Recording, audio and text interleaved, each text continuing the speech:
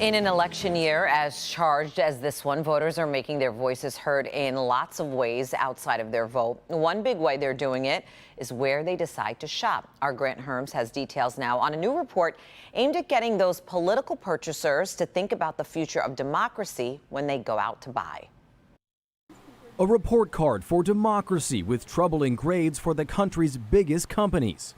There obviously is a lot of work to do for companies to, match their rhetoric with their actions towards democracy. The report is from the nonpartisan group accountable.us. The grades are based on 14 different points, including opposition to the January 6th attack on the U.S. Capitol. Has a company taken action on voting rights? And is the company being transparent about their political donations? The group's executive director, Tony Kark. I think it's changed a lot than I would say, a decade ago or something, where the threats to democracy, the stakes are higher. So that's why we thought, everyone has a role to play here. The grades, however, are not good. 2/3 of the companies on the list received an F. There were only 3 Michigan-based companies on the list: Ford, GM, and Dow. Ford and GM both receiving failing grades. Dow Chemical, a D.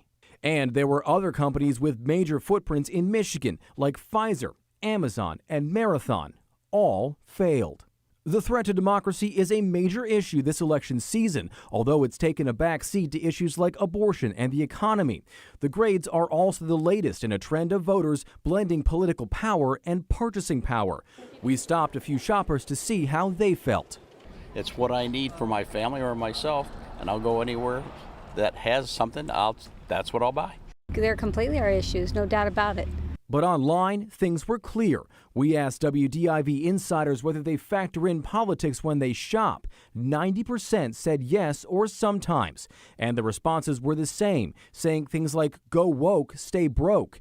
I try to spend money at places that support and promote the same values as myself. And I avoid any business that makes any political stand.